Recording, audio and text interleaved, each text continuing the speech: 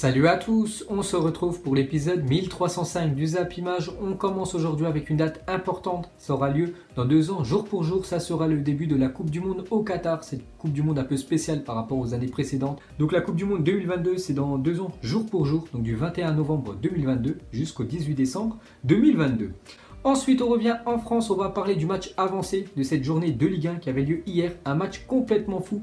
Du côté du stade Louis II, Monaco contre le Paris Saint-Germain et défaite du PSG. Donc le Paris Saint-Germain avait très mal commencé le championnat, 2 matchs, 2 défaites. Mais depuis, c'était que des victoires pour le Paris Saint-Germain. Et hier, ils se sont inclinés. Pourtant, ils menaient quand même 2-0 à la mi-temps. C'est ça surtout qui est incroyable. Donc Mbappé doublé. Après un doublé de Volant et un but de Fabregas sur penalty. La fin bien fou, hein, Fabregas qui est rentré à la mi-temps. Donc Monaco renverse le Paris Saint-Germain. Grosse prestation de Monaco, surtout en deuxième mi-temps. Parce que la première mi-temps a été très compliquée pour l'équipe de Niko Kovac. Donc quel retournement de situation. On peut dire que c'est une remontada hier qu'a pris le Paris Saint-Germain. Donc normalement c'est en Coupe d'Europe et cette fois-ci c'est dans le championnat français. On peut voir le scénario du match complètement fou. Donc le Paris Saint-Germain a quand même inscrit 2 buts en première mi-temps, 2 buts supplémentaires refusés pour hors-jeu. Pourtant le but de Moskin pour moi aurait dû être valable. Donc bref, on revient sur cette rencontre. Regardez la une aujourd'hui du journal L'équipe, sale période, en parlant de cette deuxième période, cette deuxième mi-temps qui a été très compliquée pour les Parisiens. Alors qu'ils menaient 2-0 à la mi-temps, le PSG s'est sabordé en deuxième période et a encaissé 3 buts de Monaco. Et eux n'ont même pas inscrit un but en deuxième période, l'équipe du Paris Saint-Germain. Donc ce nouveau dauphin en Ligue 1, une déroute inquiétante avant d'affronter le RB Leipzig mardi en LDC. Ensuite, une déclaration du capitaine Kimpembe.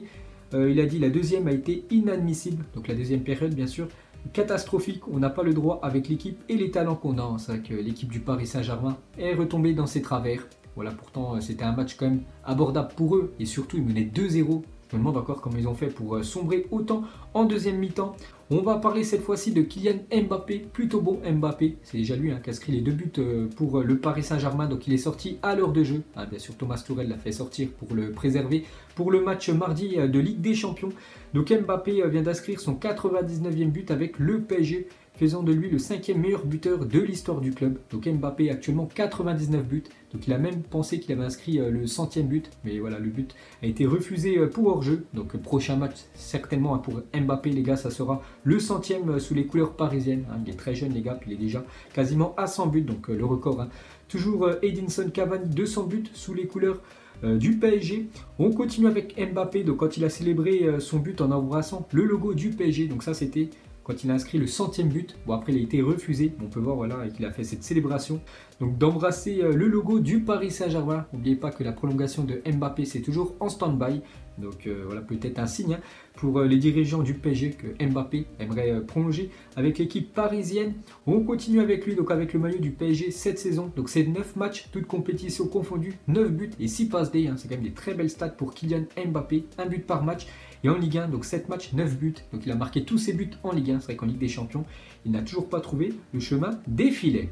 Ensuite, on revient sur le Paris Saint-Germain qui compte déjà 5 défaites après 14 matchs disputés en compétition officielle cette saison, soit autant que l'exercice précédent, donc la saison dernière, en 49 rencontres. Donc ça, c'est vraiment une stat qui inquiète. Côté Paris Saint-Germain, déjà 5 défaites après 14 matchs cette saison, alors que l'année dernière, ils avaient fait 5 défaites, mais sur 49 matchs. Donc actuellement c'est compliqué comme la situation du Paris Saint-Germain. Donc victoire obligatoire, surtout en Ligue des Champions, parce que l'objectif du PSG c'est pas le championnat, bien sûr c'est la LDC. Ensuite regardez les notes de Monaco, Paris Saint-Germain, le gros coup de Volant et le trou noir de Diallo. Donc Volant qui a été très bon, l'ancien attaquant du Bayer Leverkusen avec son doublé, il a obtenu la note de 7 dans le journal L'équipe. Et Diallo voilà, qui a pris un carton rouge. Et à cause de son carton, il a donné un penalty à l'équipe de Monaco, penalty victorieux, voilà, parce que c'était le 3e but pour l'équipe de Monaco. Donc Diallo, les gars, une note de 2, donc très mauvais match du défenseur français. Donc Kevin Volant avec le maillot de Monaco cette saison en Ligue 1, c'est 10 matchs, 4 buts et 2 passes D, c'est plutôt pas mal. Donc ces 4 buts, c'est à chaque fois 2 doublés, donc un doublé hier et un doublé il y a quelques semaines contre Bordeaux. Ensuite, cette fois-ci, on va parler du Paris Saint-Germain, version féminine, qui joue un gros match hier contre les Lyonnaises, les 2 plus grosses équipes françaises. Et c'est le Paris Saint-Germain qui s'est imposé au Parc des Princes 1-0 contre les Lyonnaises. Donc du coup, les Parisiennes prennent ainsi la tête du championnat de première division féminine. Et Paris stoppe la série de Lyon. Donc en première division, c'est la première défaite pour les Lyonnaises après 80 matchs. Donc leur dernière défaite remonte une fois de plus contre le Paris Saint-Germain, mais c'était le 17 décembre 2016. Ça faisait quasiment 4 ans qu'elles n'avaient pas perdu en Ligue 1, les joueuses lyonnaises.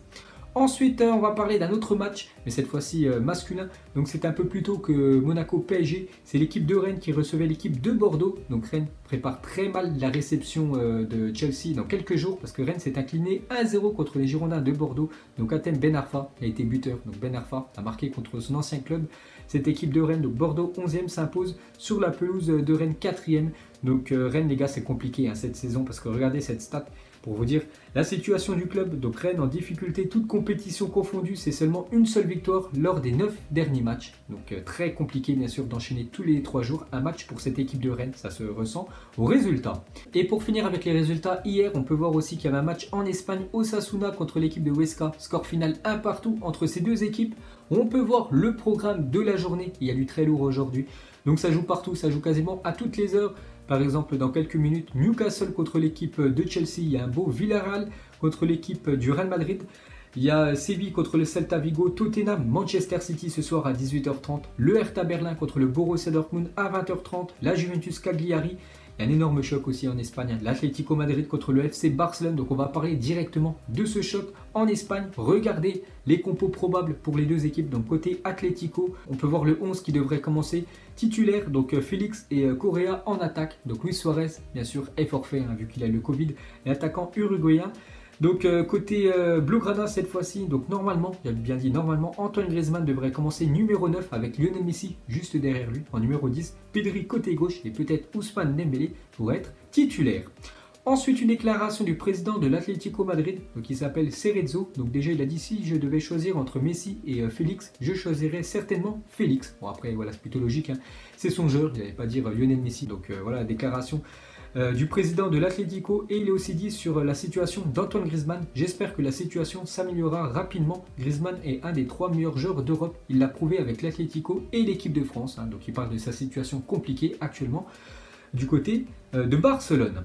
Ensuite, toujours en Espagne, regardez la une aujourd'hui du journal AS. Donc déjà, ça parle bien sûr des matchs cet après-midi, les matchs importants pour le Real ou même pour l'équipe du Barça.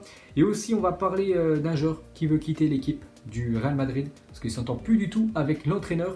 Donc mécontent de sa situation, Isco a demandé à quitter le Real Madrid en janvier. Il l'a fait savoir au club qui réclamera 60 jusqu'à 70 millions d'euros pour le joueur. Donc d'après AS, on peut voir un article de Isco, c'est tout en bas à gauche de la une. Et il fait aussi la une journal Marca. Le joueur espagnol de Isco est disposé à quitter le Real Madrid en janvier. Il l'a fait savoir au club et à Zidane. Un prêt pourrait aussi être envisagé. Voilà, parce que ça se passe plus du tout entre Isco et son coach Zidane. Parce que Zidane ne fait plus du tout jouer Isco. Il joue très très peu. Donc lui, il veut rejouer les gars.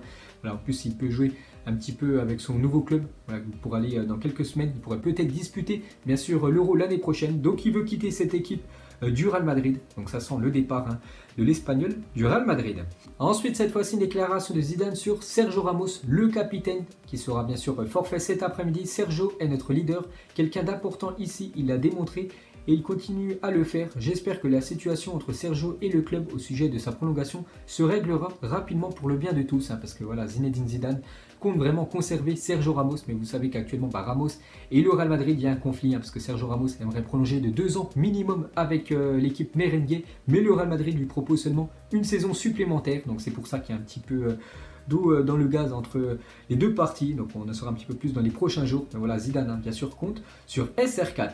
Et pour finir avec le football espagnol, on va parler de la dernière finale de la Copa del Rey entre Bilbao et l'équipe de la Real Sociedad, du coup qui s'est jamais joué vu qu'il y avait le Covid il y a quelques mois. Donc du coup, selon Marca, la finale de l'édition 2020 de la Copa del Rey entre l'Athletic Bilbao et la Real Sociedad aura lieu le 4 avril 2021, donc une année plus tard, au stade de la Cartuja à Séville, donc le stade du FC Séville. Donc voilà une petite info sur cette finale de la Copa del Rey. Ensuite, une info officielle, on peut voir que l'attaquant norvégien de l'équipe de Dortmund, Erling Haaland, sera le vainqueur du Golden Boy 2020. Maintenant c'est officiel, c'est bien lui qui remporte le Ballon d'Or Junior, le Ballon d'Or de moins de 21 ans, amplement mérité parce qu'il nous a fait une année 2020 exceptionnelle bien sûr, Erling Haaland, donc il succède à Félix qu'il avait remporté en 2019, De Ligt en 2018 et Kylian Mbappé En 2017, on peut voir le classement complet voilà, de ce Golden Boy. Donc Erling Haaland, plus de 302 points. Donc il devance Ansu Fati qui termine en deuxième position. 239 points pour l'ailier Blaugrana. Le troisième, Alphonso Davies, le défenseur canadien, 226 points. On peut voir que Eduardo Camavinga termine à la 5e position. Ensuite, cette fois-ci, on va parler de Robert Lewandowski, est élu joueur du mois d'octobre en Bundesliga. Amplement mérité pour lui, parce qu'il a marqué pas mal de buts lors de ce mois d'octobre. L'attaquant polonais, donc sur le jeu FUT, on peut voir qu'on peut récupérer et surtout débloquer sa nouvelle carte, sa carte POTM. Et pour finir avec lui, donc Lewandowski s'est vu offrir une réplique du Ballon d'Or par sa fédération. Donc vous savez que le Ballon d'Or 2020, voilà le vrai Ballon d'Or, a été annulé. C'est quand même incroyable parce que normalement Robert Lewandowski aurait dû remporter bien sûr ce Ballon d'Or. Donc du coup sa sélection et surtout sa fédération polonaise lui ont fait une réplique du Ballon d'Or. Donc voilà, il a récupéré quand même son Ballon d'Or, bien sûr Robert Lewandowski. Et pour finir avec les récompenses, donc le trophée The Best FIFA Football Award sera remis le 17 décembre prochain. Il s'agira d'un événement virtuel, donc ça ne sera pas une cérémonie les gars, ça sera par visioconférence. Donc qui succédera à Lionel Messi et Megan Rapinoe qui avaient gagné les deux derniers The Best, donc version masculin et version masculine. N'oubliez pas que souvent celui qui gagne le trophée The Best normalement est élu Ballon d'Or quelques mois après. Donc c'est vrai que Messi avait été Ballon d'Or l'année dernière et la même chose pour Megan Rapinoe. Ensuite, on va parler du jeune attaquant allemand qu'on parle depuis pas mal d'années quand même, Youssoufa Moukoko, qui a seulement 16 ans. Il a eu 16 ans il y a quelques jours. Donc il est dans le groupe du Borussia Dortmund pour disputer son premier match de Bundesliga. Ça sera ce soir à 20h30 du côté du Hertha Berlin. Bon, il sera certainement remplaçant, mais il pourrait rentrer en cours de jeu et devenir le plus jeune joueur à disputer un match du championnat allemand. Donc n'oubliez pas ses stats exceptionnels avec les catégories jeunes de l'équipe du Borussia Dortmund. Donc les stats folles de Youssoufa Moukoko avec les U17 et U19 de Dortmund. Alors qu'il a seulement 16 ans, il joue déjà avec les U19 du Borussia Dortmund. Donc en tout, il a disputé 77 matchs avec les U17 et les U19 pour 127 buts et 25 passes D. Et bien sûr maintenant, il franchit un autre palier. Bien sûr, il va jouer avec l'équipe première. On verra ce que ça va donner dans les prochains jours. Ensuite, une photo de Pulisic, l'attaquant de Chelsea, l'attaquant américain, nouveau look pour lui. Donc il s'est laissé pousser la barbe, donc il a fait le contraire de moi, parce que moi j'ai tout rasé.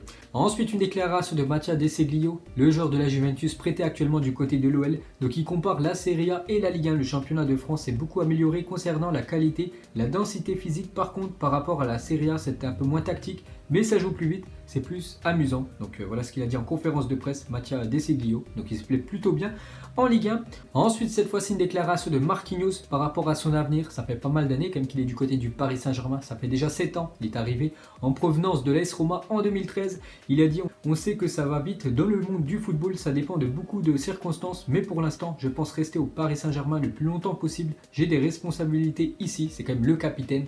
Donc hier, il a beaucoup manqué, bien sûr, Marquinhos, qui était ménagé, bien sûr, vu qu'il a joué les 2 matchs avec le Brésil il y a quelques jours. Donc en espérant qu'il soit bien sûr en grande forme mardi contre Leipzig. Ensuite, une déclaration de Fabregas sur Hakim Ziyech, nouveau joueur de l'équipe de Chelsea. Il a dit: Ziyech fait partie de ces joueurs qui n'ont pas besoin d'être guidés.